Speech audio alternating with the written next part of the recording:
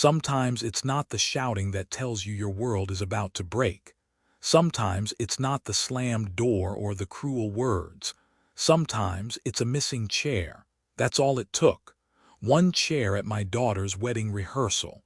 Gone, invisible, and in that small space where wood should have been, I found the doorway to a secret I never wanted to open. Before I take you down this road, let me ask, if you've ever noticed a small detail that changed everything you thought you knew about family, leave a comment, share your story.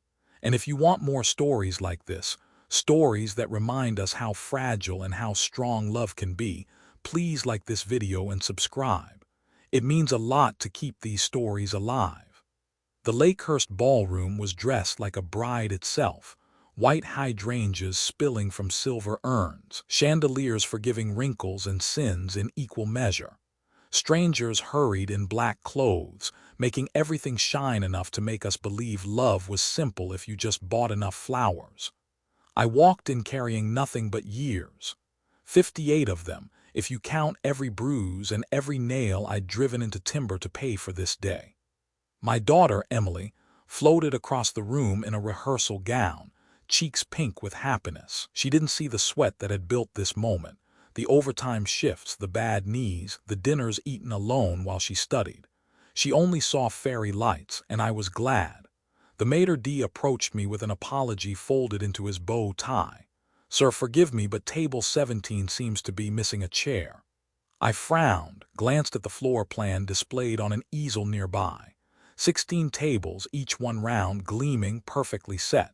No 17th. I held the card in my hand. My name, Thomas Hale, printed in navy ink above the words Table 17. A chair that didn't exist. A table that wasn't there. "Must be a vendor mistake," the man said, but his eyes looked uneasy, as if furniture had begun keeping secrets. "I'm a builder by trade. Houses, mostly. The kind of man who notices when stairs lean or when wood sings under too much weight. For 30 years I've listened to lumber tell me where it wants to be. Families, they talk the same way. You just have to learn the sound." I thought about the times Emily had fallen asleep on my lap with drywall dust still on my shirt. About the lunches skipped so she could have braces. About the night I stood in the rain outside her dorm room, refusing to leave until she waved from the window just so she'd know, "You are not alone." That night years ago she called me her hero. Tonight a program had called me late. Earlier that afternoon I'd opened one of the printed ceremony programs. Near the bottom, "In loving memory of the bride's late father, Thomas Hale." Late, as in dead, the printer apologized. A software error. He offered a discount, as if grief could be adjusted with percentages. They promised to fix the print run. Still, once words like that exist, they never entirely vanish. They stay like a stain you keep rubbing at in the dark. And now this, an empty chair at a table that didn't exist. I slipped into the hallway to steady myself. That's when I saw it, a trifold board with photos of Emily and Ethan through the years. Smiling in fall leaves, kissing at graduation, laughing at the beach. And in the middle, a black and white photo of Emily at 5 years old on my shoulders, fireworks crowning the sky. At the foot of the board, half hidden under the stand, was a hotel envelope, my name on it. I picked it up, expecting some billing mistake. Inside, a printed invoice. Sunset Lock and Store, Unit 4B, rental fee, climate control surcharge, paid up through the end of the month. Account holder, Thomas Hale. Contact email, Emily Hale. I don't rent a storage unit. I build shelves in attics and garages. I keep memories in reach, not in warehouses. The maitre d' might have thought a chair was nothing. The printer thought one line of text meant little, but I knew, small things are not small, they rhyme. And when they rhyme too often, they become a song you cannot unhear. That night I didn't sleep. I kept hearing wood creak where there was no wood, a chair scrape across a floor that didn't exist. At dawn, I drove to Sunset Lock and Store, because I needed to know. If my name was on that door, what else might be locked inside? I pulled into Sunset Lock and Store just as the sun was lifting itself above the strip malls and chain restaurants that seemed to grow like weeds on the edge of every American town. The building was a block of concrete painted a tired beige. rows of metal doors lined up like secrets stacked side by side. Inside, the manager looked up from behind a counter littered with forms and a computer that hummed louder than it should. His eyes had that hollow shade I've seen in men who've been waiting for something to change and know it never will. Unit 4B, I said, sliding the invoice across. He typed with 2 fingers, squinting at the screen. Yes, sir. Rented 3 months ago. You're Thomas Hale. That's me. Looks like it was opened under a power of attorney. He clicked again, then turned the monitor slightly. Authorized by Emily Hale. My daughter's name, my signature. Scanned into the form. A pen stroke that looked like mine, but I'd never held that pen. The manager didn't notice me stiffen. Want me to open it up for you? Yes, I said, though my voice didn't sound like mine. We walked down the corridor. Our footsteps echoed against the steel doors, numbers stenciled in black. When he stopped at 4B, the padlock gleamed like it had been oiled yesterday. He rolled the door up and stepped back. It felt like stepping into a mirror. Cardboard boxes filled the space, stacked neatly, each one marked in my handwriting. Christmas lights, softball trophies, kitchen mom, my words, my slanted script. And there at the front sat the cedar chest, my wife's chest, the one she had kept at the foot of our bed until the day she left this world. I hadn't seen it since Emily helped me pack the house 3 years ago, saying it was time to simplify. The key was already in the lock. Whoever brought it here hadn't bothered to hide the fact they meant to come back. I crouched, my knees groaning, and turned the key. The smell hit me first, cedar and lavender, the scent of winters where the windows frosted and she would laugh, telling me to stop tracking snow into the house. Inside lay the quilt she stitched during her last summer, patches of old shirts and fabric squares she claimed would hold us together even after I'm gone. There was the silver locket Emily begged to wear on her 9th birthday, her mother fastening it around her neck while I stood in the doorway, pretending not to cry. And there was a shoebox. I lifted the lid. Bank statements neatly stacked, each one with highlighted lines in Emily's neat, color-coded way. Transfers, $3,000 here, $1,500 there. Later $5,000, always from the same account, our college fund. Always into the same destination, Hensley Family Trust wedding. My hands shook, not from age but from recognition. On the inside of the lid, taped crookedly, was a note. Emily's handwriting, round and precise. Better optics if the Hensleys host. Let's move Dad's gifts quietly, he'll understand later. The words blurred, not because I couldn't see, but because something behind my eyes refused to stay dry. It wasn't the money. I've spent more than that fixing leaky roofs and replacing worn-out cars. It wasn't even the secrecy. Families keep secrets, though they shouldn't. It was the word optics.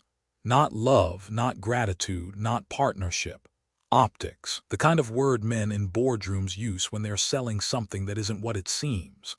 I closed the lid, the sound echoing like a coffin nail. The manager cleared his throat. Everything in order, Mr. Hale. Inventory check, I managed. My voice was steady because 40 years on construction sites had taught me to hold beams upright while storms rattled the scaffolding. I walked out into the morning light, carrying the weight of that shoebox inside me. People think betrayal is thunder, but often it's a whisper. A word scribbled on a sticky note, a chair missing from a table, and now a chest filled with the parts of my life someone else had decided to store away, without asking if I was finished with them. I slid into my truck and rested my hands on the steering wheel. The same hands that had framed houses, carried my daughter, buried my wife. The same hands that had built a future now being quietly transferred, line by line, to another man's name. The chest was locked again, but in my pocket I carried the only key that mattered, the one detail that had already started to rhyme with too many others. Tomorrow, I knew, the truth would demand more than just noticing. It would demand action. I drove home with the morning sun slanting low through the windshield, turning every dust mote into a tiny spotlight. The shoebox and its contents were still in my head, every number glowing like a neon sign I couldn't switch off. I didn't even turn on the radio. Some silences are heavy but necessary. When I pulled into my driveway, the house looked different. It hadn't changed. Same white siding I'd painted last summer. Same porch swing that creaked when the wind pushed it, but it felt hollow, like a stage set once the actors have left. Inside, I went straight to the den. Against the far wall, tucked between old blueprints and toolboxes, sat a battered black notebook. I call it the bones. Every builder keeps something like it. A record of the frame that holds everything together, the parts you don't show but can't live without. I pulled it down and spread it open on the table. Paper smelled like dust and history. The first thing I found was the contract for Emily's college fund. I remembered the night we signed it, her mother sitting beside me at the kitchen table, hair pulled back, eyes tired but proud.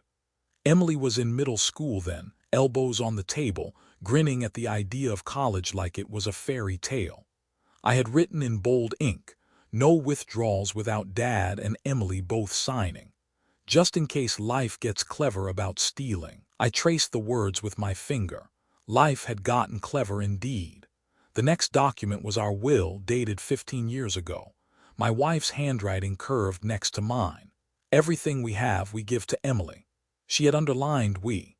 That single word carried the weight of 2 decades of struggle, late-night bills, soup dinners, whispered promises that tomorrow would be easier.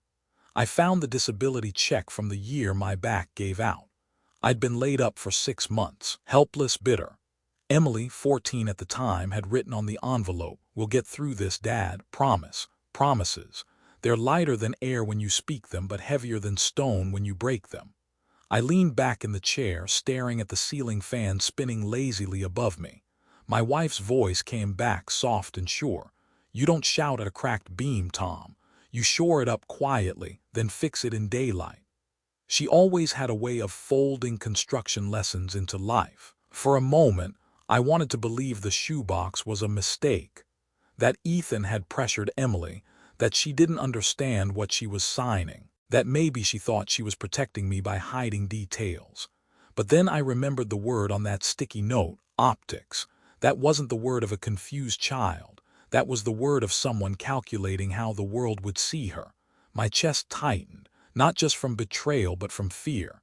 If she could write that word so casually, what else might she have accepted as normal? The phone rang. I let it buzz 3 times before picking up. Pastor Luke's voice came through, warm as always. "Morning, Tom. You sound like a man carrying lumber alone." "I found something I wish I hadn't," I said. "You usually do when you're willing to look. I don't want to ruin her wedding." "Then don't. Save her from the kind of days that last longer than weddings. Tell the truth where it matters most." I closed my eyes. "How do I know where that is?"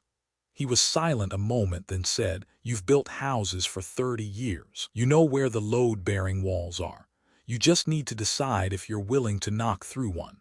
After we hung up, I sat in the quiet until dusk began to paint the windows orange. I took the shoebox from the passenger seat of the truck and placed it on the table beside the black notebook. Old promises and new betrayals side by side. I poured myself a glass of water, my hand trembling just enough to spill some onto the table. I didn't wipe it away. I just watched it spread, darkening the wood, creeping toward the papers. Because that's how it happens. A small leak, a slow spread. And before you know it, the structure gives way. I put the papers back in order, closed the notebook, and placed my palm on top. My hand looked older than I felt, calloused, veins like blueprints. These were the same hands that built a home, raised a child, held a wife through chemo, hammered nails in a timber so sturdy they'd outlast me. I clenched my fist. I wasn't going to let my daughter trade all of that for optics. The next day I would stand up in front of strangers and family alike, not with a father of the bride toast in my hand, but with the bones, not to shame her, not to destroy her day, but to set the frame straight before it collapsed under its own weight. And for the first time since I saw that missing chair, my breathing felt steady. Because I knew silence would not save her. Only truth could. The wedding day arrived draped in white silk and the smell of roses. The Lakehurst ballroom shone brighter than the night before, every surface polished until it gleamed like a promise. Guests moved about in satin and suits, laughter chiming like glassware.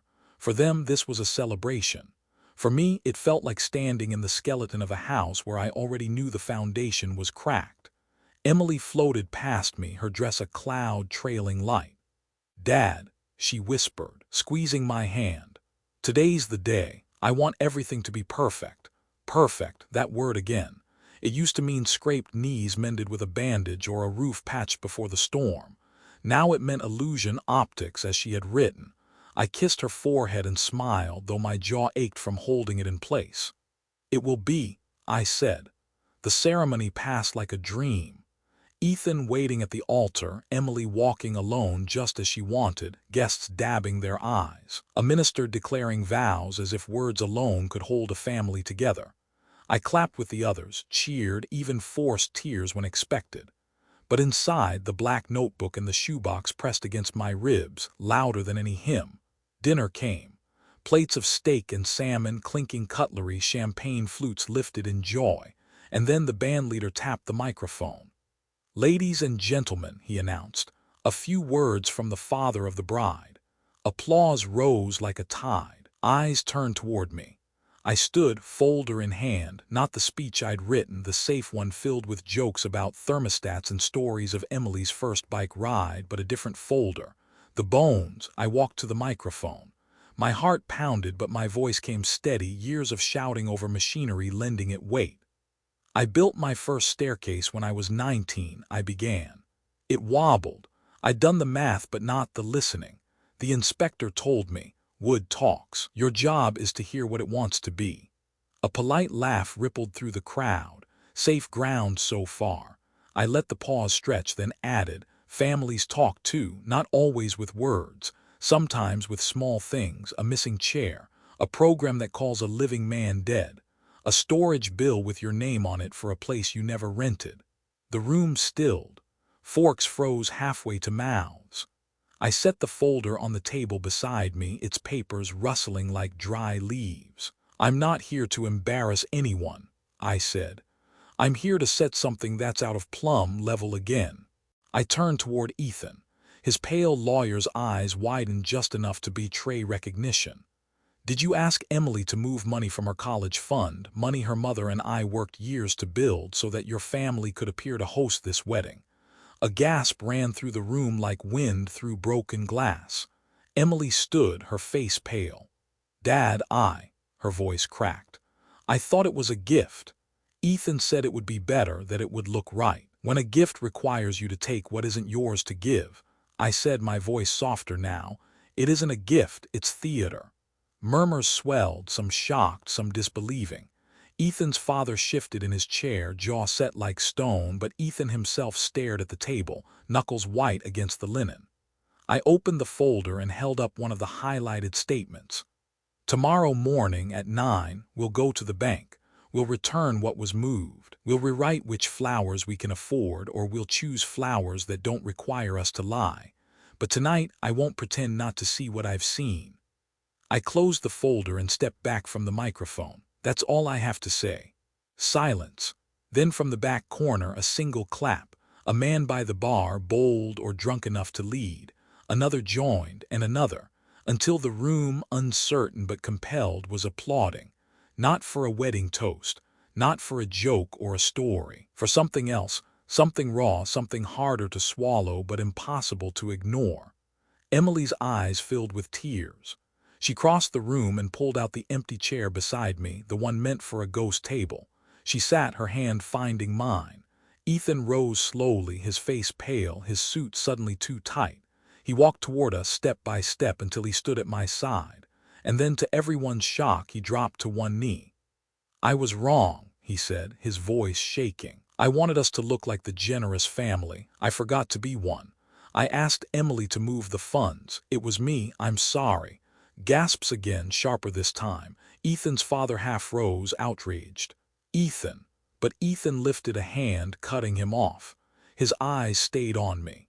And in that moment, with the weight of the room pressing in, I knew the real battle was only beginning. Ballroom air was thick, as if the chandeliers themselves were holding their breath. Ethan stayed on one knee, eyes locked on mine. For a man trained to argue, to twist truth into knots that favored his side, his words were stripped bare. "I was wrong," he repeated, louder this time. "I asked Emily to move the money. I wanted the Hensleys to look like the hosts, the generous family. I thought appearances mattered more than honesty, and I was wrong." Gasps rippled again. A cousin whispered, "Did he just—" before being hushed. Across the room, Mr. Hensley surged up, his face red. "Ethan, get up, this is not the place." But Ethan didn't move. He glanced at his father, then turned back to me. "Dad," he said, not to me but to him, "please, let me speak." That single word, "Dad," spoken to a man who had only ever taught him strategy, not humility, cut through the room sharper than anything I could have said. Emily trembled beside me. You told me it was just to make things easier," she said, her voice cracking. "That it would take pressure off my father. You told me it was a gift." "I lied," Ethan admitted.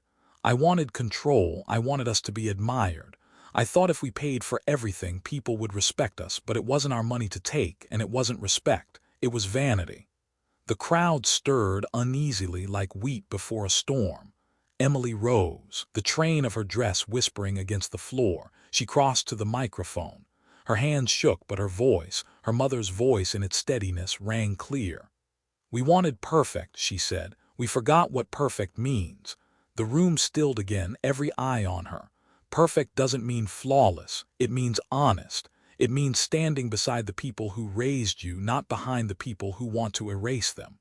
Her gaze swept the crowd, then landed on me. "It means remembering that without him," she pointed to me, "none of this exists. Not the dress, not the flowers, not the roof above us." She drew a breath, shoulders squaring. "Tomorrow we'll go to the bank, we'll return what was moved. We'll rewrite the budget if we have to, but tonight we'll stop pretending." The crowd erupted. Some clapped, some murmured, some simply sat stunned. But Emily didn't wait for their approval. She stepped down, walked back to me, and pressed the microphone into my hand. Ethan finally stood. He turned to the guests, voice quiet but clear. "I was raised to believe winning was everything. Tonight I learned there's something harder but better, admitting when you're wrong. I hope you can forgive me, but if not, I'll live with it." From somewhere near the bar, someone started clapping again. This time it spread faster, a wave of sound that rolled over the room, uneven but undeniable. Mr. Hensley sat, his face unreadable, his fork tapping the plate in small, furious clicks. His wife dabbed her eyes, mascara smudging. And I felt something shift inside me. Not victory, not even vindication, something quieter. The sense that maybe truth had been spoken just in time to keep the house from collapsing entirely. The band struck up a song, hesitant at first, then stronger as couples drifted to the dance floor.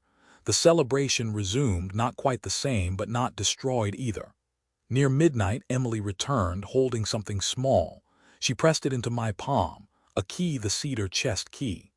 "For safekeeping," she whispered, "but this time safe means with you." I closed my hand over it, the metal warm from her touch. Ethan lingered in the doorway, watching us. His face was pale but steady. "Sir," he said softly, "I can't undo what I did, but I can decide who I want to be from here on." I studied him, this man who had nearly stolen my daughter with one word, optics. And yet here he was, knees dusty from the ballroom floor, choosing a different word, truth. "You just did." I told him. We parted that night with promises heavier than vows. Tomorrow the bank would count dollars. But tonight we had counted something rarer. As I walked Emily to her car, the ballroom fading behind us, I caught sight of Mr. Hensley speaking into his phone, voice sharp, lawyer beside him. The war wasn't over. Not yet. But the twist had been played. And for once it wasn't in their favor. Morning light has a way of making lies look thinner. By the time I pulled into the bank's parking lot, the wedding flowers were already wilting in dumpsters, champagne bottles leaning against one another like old men after a fight. The party was over. What remained was the reckoning. Emily and Ethan were waiting by the steps. She looked smaller without the gown, her face washed pale by the gray daylight. Ethan's tie was knotted wrong, eyes ringed with the kind of sleeplessness you can't hide. We didn't speak much as we walked in. The bank lobby smelled of carpet cleaner and nerves. A woman with a perfect bun greeted us at the desk, her pens chained to marble squares like prisoners. "Mr. Hale," she said, glancing at her screen. "Yes, we've been notified." I didn't ask by whom. Likely Mr. Hensley had already placed calls, spinning a version of the truth that suited him. But paper doesn't lie, not when the numbers are printed in black. We sat in her glass-walled office, the three of us lined like students before a principal. She spread out the statements, each one stamped, dated, undeniable. "These transfers," she said, "were authorized through power of attorney, but given Mr. Hale's objection, reversal is within his rights." Emily flushed crimson. "I signed, I thought." "Thinking isn't signing," the banker interrupted gently. "The reversal will be processed today." Stamp, stamp. Each sound felt like a nail driven into a frame that had been threatening to collapse. When it was done, the numbers stood whole again. My wife's fund restored, my daughter's future pulled back from someone else's ledger. Outside, Emily clutched my arm. "Dad, I'm sorry, I was blind." "Blindness isn't forever," I said, "but don't close your eyes again." She nodded, tears bright in the corners. Ethan lingered a step behind, his hands shoved into his pockets, the weight of his father's name pressing harder than the morning sun. At 10, we drove to Sunset Lock and Store. The same manager, the same hum of fluorescent lights, the same rows of doors guarding silent confessions. Emily signed the papers this time, her handwriting firm, revoking the power of attorney. She looked at me. "It's yours now, as it should have always been." We lifted the roll-up door together. The cedar chest stood waiting, faithful as ever. Emily touched the quilt inside, then stepped back, tears falling onto the cedar. Ethan bent to lift the boxes, Christmas lights, kitchen mom, his jaw set in a penance that no apology could buy. We loaded everything into my truck. When I closed the chest back into place at the foot of my bed, I felt something return. Not just belongings, dignity, but dignity does not erase threat. That afternoon, while I stacked the boxes in the garage, my phone buzzed. "Unknown number," I answered. A voice slick with rehearsed charm slid through the line. "Mr. Hale, this is Robert Madsen, attorney for the Hensley family. I'd like to discuss yesterday's misunderstanding."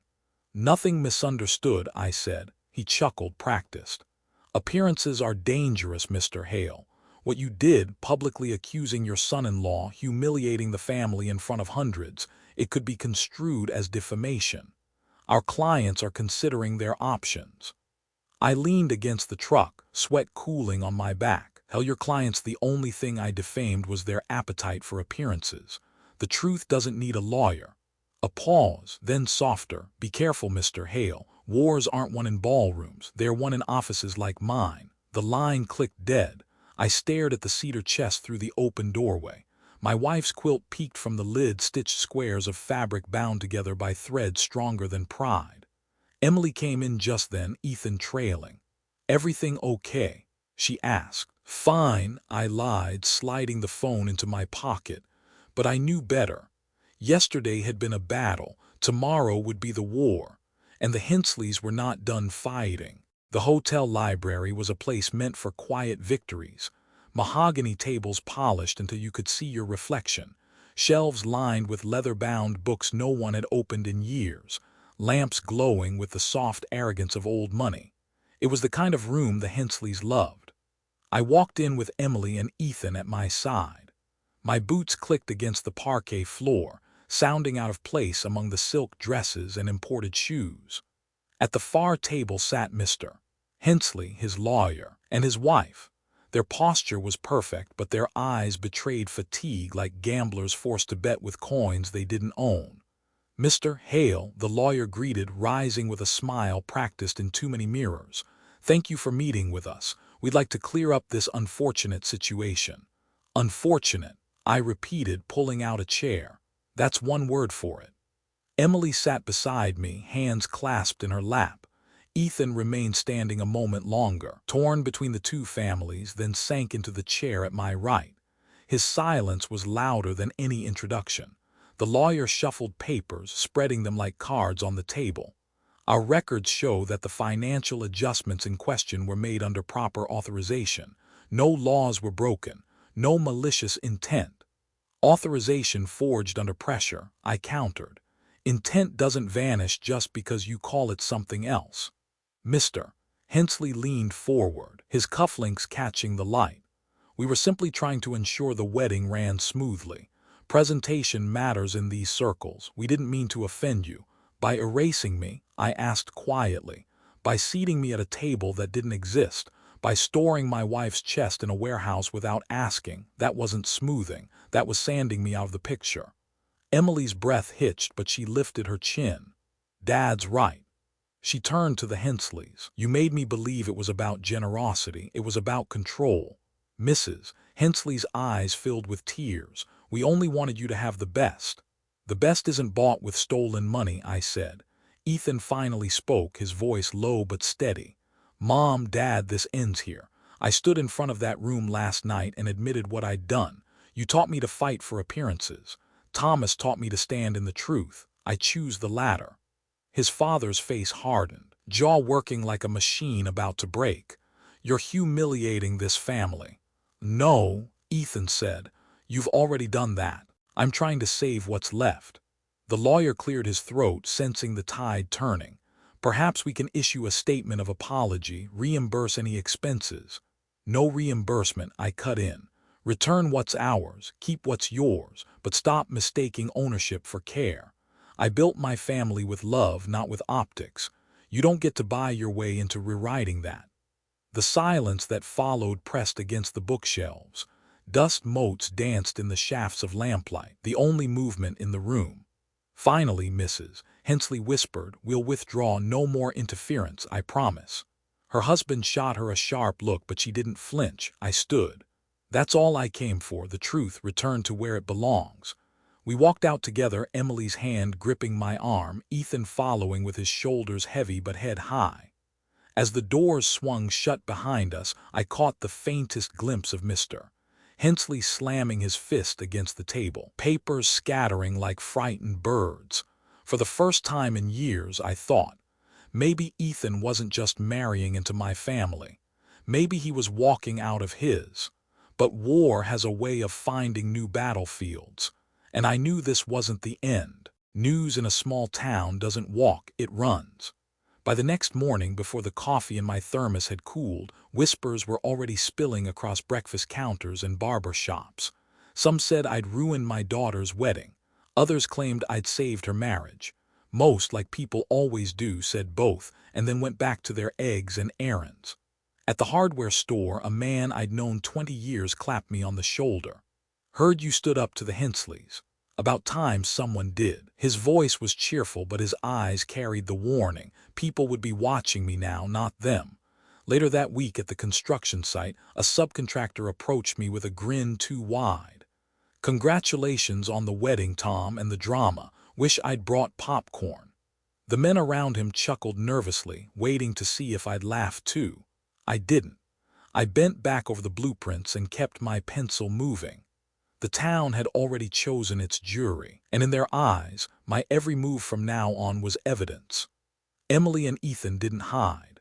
They moved into a modest starter house across town, a place with peeling paint and a porch railing that leaned like it was tired of standing. She sent me photos. Ethan on a ladder trying to straighten the railing, Emily painting over graffiti in the hallway. One evening, after dropping off leftover stew, I found Ethan outside, holding a letter folded neatly in his hand. From my dad, he said quietly. I opened it. A single page written in stiff, formal script. I regret the handling of recent events. Enclosed is a donation to your clinic in your name. Use it as you see fit. R. Hensley. It wasn't warmth, it wasn't reconciliation, but it was something. Sometimes repentance arrives dressed as a transaction. At least he had signed his name to it. That night I sat on my back porch, the cedar chest key warm in my pocket. I thought about my wife, the way she used to say that small cracks always showed themselves if you looked closely enough. Catch them before they grow, Tom, she'd whisper, tapping a beam. Otherwise the house remembers and the house never forgets. My phone buzzed, a message from Madison, the wedding planner. We found something. One of the original place cards, table 17. It slipped behind the photo board. You want it? I stared at the message for a long time before replying. Frame it. Give it to Emily. Let her decide what to write beneath it. Because sometimes you don't erase what happened. You hang it on the wall so you never forget what almost broke you. And as I leaned back in the chair, the night pressing soft around me, I realized the town could whisper all it wanted, but in my house we had already learned the truth. The real trial wasn't in the library or the ballroom. It was in the living rooms and kitchens where people decided what kind of family they wanted to be. And in ours, the verdict was already in. A week later, Emily invited me over to their little starter house. The porch railing was straight now, though the paint job looked like it had been done by hands still learning patience. I smiled. Mistakes are easier to forgive when they are made in the name of building something new. Inside, the living room smelled of fresh paint and takeout cartons. On the mantel above the fireplace, she had placed a simple black frame. Behind the glass was the table's 17-place card, crisp and absurd in its loneliness. Beneath it, in her careful script, she had written, "Make room for what's real." I stood staring at it, my throat thick. That little card, once meant to erase me, had become a witness, a warning, and now a creed. Emily joined me, wiping her paint-stained hands on a rag. "I wanted to hate it," she said. "But then I realized it saved us. That chair they forgot to set, that was the one that let you sit back down beside me." She leaned her head against my shoulder. "Dad, I almost lost sight of who I was. Thank you for reminding me, even when it hurt." Ethan came in quietly, carrying a box of tools. His eyes flicked to the frame, then to me. He didn't speak, but he didn't have to. The man who once valued optics over honesty now stood in a room defined by one simple truth framed on the wall. We ate dinner at their mismatched table, spaghetti from paper bowls, laughter stumbling but genuine. For the first time in weeks, I felt the weight ease. Later that night, back at my own house, I set the cedar chest key on the table beside my bed. The quilt inside the chest had waded through storms, years, and silence. It had outlived betrayal. It would outlive this too.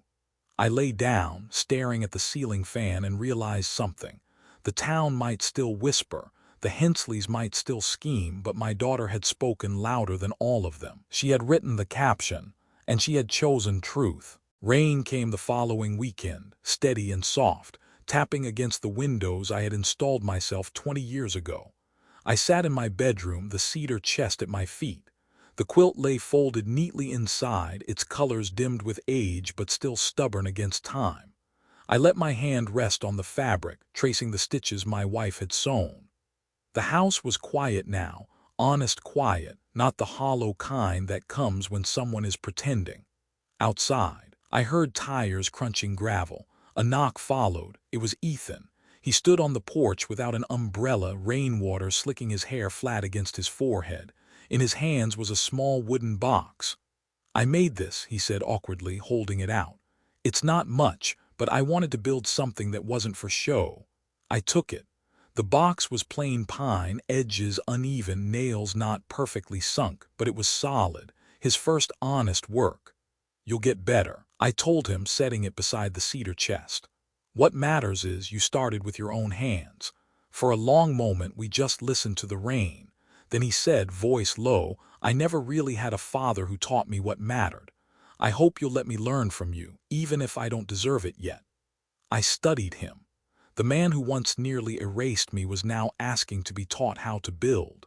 And in that moment, I realized forgiveness wasn't about forgetting. It was about deciding what deserved to be remembered. I nodded. "Come back tomorrow. We'll start with something small, a chair maybe." His laugh was nervous but real. Later that evening, Emily sent me a photo. She had hung the framed table 17 in their hallway. Beneath the caption, she had added another line. "Perfect doesn't mean flawless. It means honest." I leaned back in my chair, the rain still steady on the roof I had built with my own hands. And for the first time in a long while, I felt peace that wasn't borrowed or staged or fragile. Because sometimes the smallest detail saves everything. A chair missing from a table. A card misprinted with the wrong name. A note with one ugly word, optics, that led me back to what was real. Small things are not small. They are the compass points that keep a family from losing its way. If this story touched you, let me know in the comments. Have you ever noticed a small detail that changed the way you saw your family or yourself? Share it. I'd like to hear. And if you believe truth matters more than appearances, click like, subscribe, and help us keep telling these stories. Because family in the end isn't about how it looks. It's about whether it stands.